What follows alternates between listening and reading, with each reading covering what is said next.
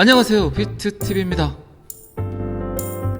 리플은 오늘 또 열릴 중 파트너를 통해서 유럽 19개국 아프리카로의 송금을 촉진했다. 그러면 뭐하니? 가격은 그대로인데. 자, 여기서부터는 구독자분들에게만 노출이 되는 영상입니다. 구독, 좋아요 좀 눌러주시고요. 이런 뉴스도 좀 지겹다. 이제 영토 확장하면 뭐하냐고. 가격이 오르지 않는데. 방금 제가 말씀드린 게 여러분 버전이죠. 여러분들 버전. 계속해서 숫자에 집중하는, 1시간에 한 번씩 업비트를 보는, 30분에 한 번씩 업비트를 보는 여러분들의 생각. CBDC 관련 기사가 뜨면 뭐하고, 땅땡이를 넓히면 뭐하고, 금리 발표를 하면 뭐하고, 러시아 우크라이나 전쟁을 하면 뭐하냐. 일단 중요한 게 움직이지 않은 숫자, 오히려 밑으로 떨어지는 숫자, 이런 거 중요하죠. 굉장히 여러분들. 그러니까 뭐 더 사라고? 사지 마라 그랬잖아. 뭐 이런 것들. 여기까지가 여러분들의 생각이고, 이제 저의 생각은 좀 틀리죠. 어쨌든 ODL을 통해서 전 세계 여러 곳에서 일단 XRP 리플이 쓰여야 된다. 점점 퍼져나가야 된다. 배를 타고 가든 비행기를 타고 가든 기차를 타고 가든 자동차를 타고 가든 그렇게 해야만 한 방에 터진다. 비행기 안에 뭘 싣고 가든 배 안에 뭘 싣고 가든 차에 누가 동승을 하든 간에 일단은 길을 뚫어놔야 된다. 그 일들을 지금 XRP는 굉장히 잘하고 있고, 또 여러 곳에서 XRP 리플을 사용하겠다는 기업들이 많아지고 금융기관들이 많아지고 리플이 진짜 하려고 하는 일들을 할 수 있겠죠. 뉴스가 뜨고 호재가 뜨면 뭐 즉각적인 반응을 보이진 않겠지만 어쨌든 열일을 하고 있다. 이런 인프라가 깔리는 것들이 오히려 훨씬 더 좋다. 지금 가격을 충분히 즐겨야 된다. 리플 사지 마세요. 이게 이제 저의 생각이죠. 서두에는 여러분들의 관점, 방금은 저의 관점. 가격이 오르지 않는 건 어쩔 수 없다. 붕어빵 기계를 세팅을 해서 이제 열을 올리고 있는데 붕어빵이 나오진 않겠죠. 아직 밀가루도 넣지 않고 팥도 넣지 않았습니다. 특별한 손님들이 오지 않았기 때문에. 그런데 이제 손님들이 줄을 서고 있죠. 너무나 빠르고 너무나 저렴하고, 그리고 한꺼번에 100마리의 붕어빵을 뺄 수 있는 기계 앞에 굉장히 많은 사람들이 지금 줄을 서고 있습니다. 이제 곧 정상적인 붕어빵들이 튀어나오겠죠. 어쨌든 이런 것들이 꼴보기 싫으면 어쩔 수 없죠. 인내력의 한계를 느낀다. 참을 수 없다. 못 버티겠다. 매달 나가는 이자가 감당이 안 된다. 그런 분들 꽤 있죠. 그런데 제가 항상 이야기 드렸죠. 무리한 투자하지 마시라고, 빚내지 마시라고, 이자 나가는 돈 갖고 오지 마라고 이야기를 충분히 했습니다. 어쨌든 코인파는 잘 참지 못하는 사람의 돈을 가져다가 아주 느긋하고 아주 편안하게 잘 참는 사람들에게 가져다주는 게임입니다. 다시 한번 고인이 되신 이배수 선생님의 존버 정신을 떠올리며, 주말이기 때문에 제가 약간 비아냥거린 건 아닙니다. 웃기려고 했는데 안 웃겼다면 죄송하고요. 자, 리플 송금 지원은 탄자니아 핀테크 회사이자 리플 파트너 모듈의 에이전트인 나라를 통해 유럽 19개국에서 아프리카로 확장을 한다. 2022년 2월 결제 플랫폼 모듈은 영국과 유럽에서 원활한 결제를 지원하기 위해서 리플과 파트너십을 발표했었다. 두 핀테크 기업은 리플의 금융 기술인 리플렛을 기반으로 기업이 국제적으로 실시간 결제를 실행할 수 있도록 할 계획이다. 그래서 어떻게 하겠다고? 똑같잖아. 그런데 이런 것들이 결국 모아져서 여러분들이 상상할 수 없는 일들이 벌어집니다. 지난달 리플은 디지털 결제 게이트웨이 MFS 아프리카와 협력, 공식적 아프리카 진출. MFS는 리플의 ODL 솔루션 사용, 아프리카의 개인과 기업의 휴대폰을 사용해서 국경을 넘어 실시간 결제 가능. 모든 것은 리플렛 기반으로 한다. 금융기관을 거치지 않고 휴대폰만 있으면 된다. 그리고 적당한 크기의 와이파이가 필요하다. 그러면 모든 금융 서비스를 누릴 수 있다.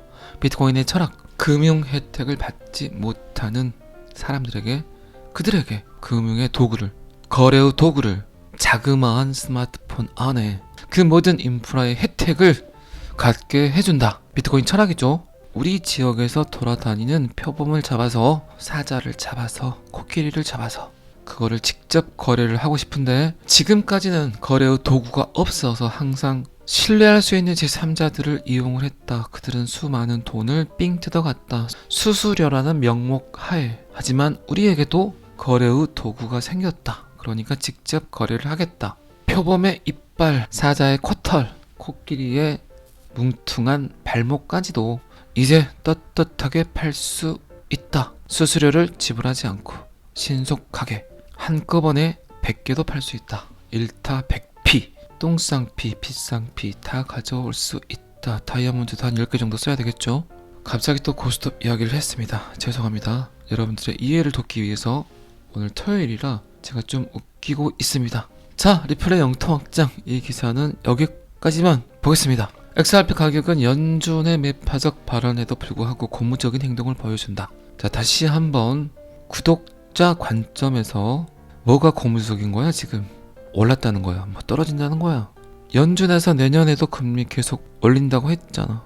그런데 뭐가 고무적이라는 거야? 이게 이제 여러분들 관점.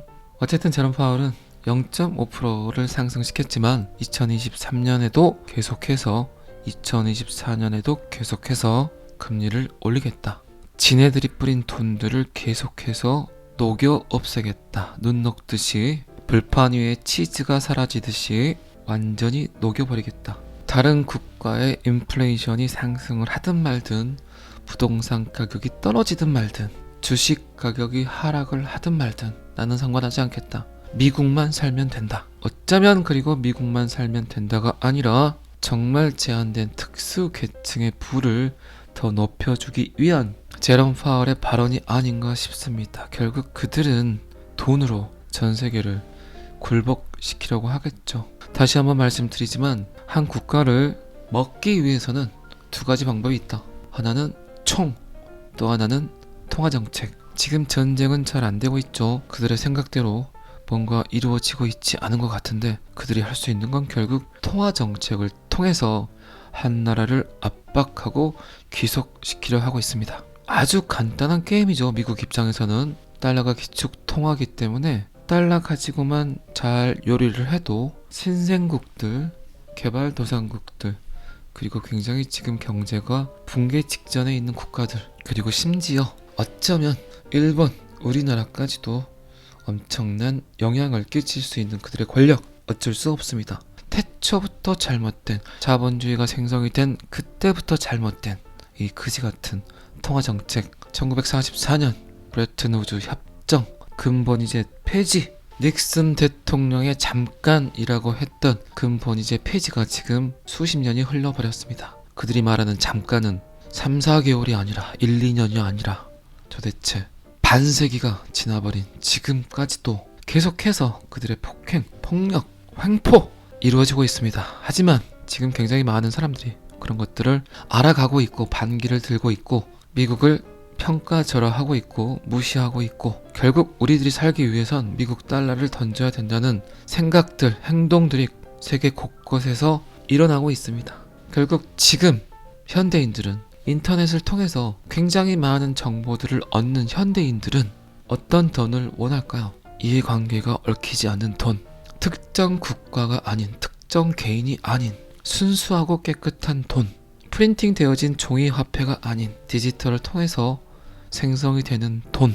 이 돈을 씀으로써 그 누군가는 혜택을 받고 그 누군가는 혜택을 받지 못하고, 저 돈을 씀으로써 누군가는 부유해지고 누군가는 망조가 드는 그런 돈이 아닌 깨끗한 돈을 지금 인류는 원하고 있습니다. 그게 이제 암호화폐라는 거죠. 자, 그렇다면 지금 그 일을 할 수 있는 암호화폐가 어떤 코인입니까? 한 번쯤 곰곰이 생각을 해보셔야 되겠죠. 주말이기 때문에 점심 식사를 맛있게 하시고 스타벅스나 백다방에서 커피를 한 잔 테이크아웃 하셔서 눈이 쌓인 집 가까운 산책길을 통해서 30분 정도 걷다 보면 그 코인이 어떤 코인이라는 걸 아실 수 있게 될 겁니다. 오늘 토요일이라 제가 또 이상한 버전으로 잔소리를 많이 하고 있습니다.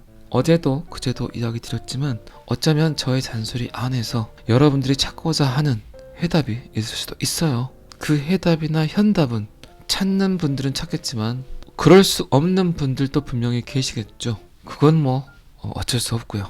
자, 그것이 통계와 중요한 경제적 결정의 주가 끝났다. 연준의 금리 결정과 규제 책임자인 제롬 파월은 그지 같은 금리 발표는 올해는 더 이상 할 수 없다. 전통 금융시장, 특히 암호화폐에 대한 이벤트에 수반되는 매도는 이번에도 사라지지 않았다. 주요 암호화 자산은 유출을 피하지 못했지만 XRP와 같은 일부는 고무적인 가격 조치를 보였다. 탄력적인 가격 현상을 하고 있다. XRP는 0.38달러를 유지하고 있다. 0.38달러는 인간 지표 그리고 기술적 차트로 봤을 때도 매우 중요한 자리다. XRP가 이 수준을 계속 유지하게 된다면 0.47달러까지 상승하는 걸 볼 수 있을 것이다. 그리고 현재 시총 6위를 탈환했다. 이게 뭐 중요한가요? 시총이 뭐가 중요합니까? 어차피 암호화폐 업계에서 대장주가 될 놈인데, 이더리움 정도는 가볍게 제낄 놈인데. 어쨌든 지금 XRP의 펀더멘탈은 굉장히 강해지고 있다. SEC와 XRP 소송이 굉장히 중요한 게임이지만 비단 그거는 XRP에 국한된 게임이 아니다. 전세계 모든 암호화폐를 좌지우지할 수 있는 그런 엄청난 게임이다. 어차피 갈 거다. 갈 놈만 간다. 0.38달러 지금 자리를 유지하게 되면 0.47, 그리고 제가 항상 강조했던 가격은 0.55달러.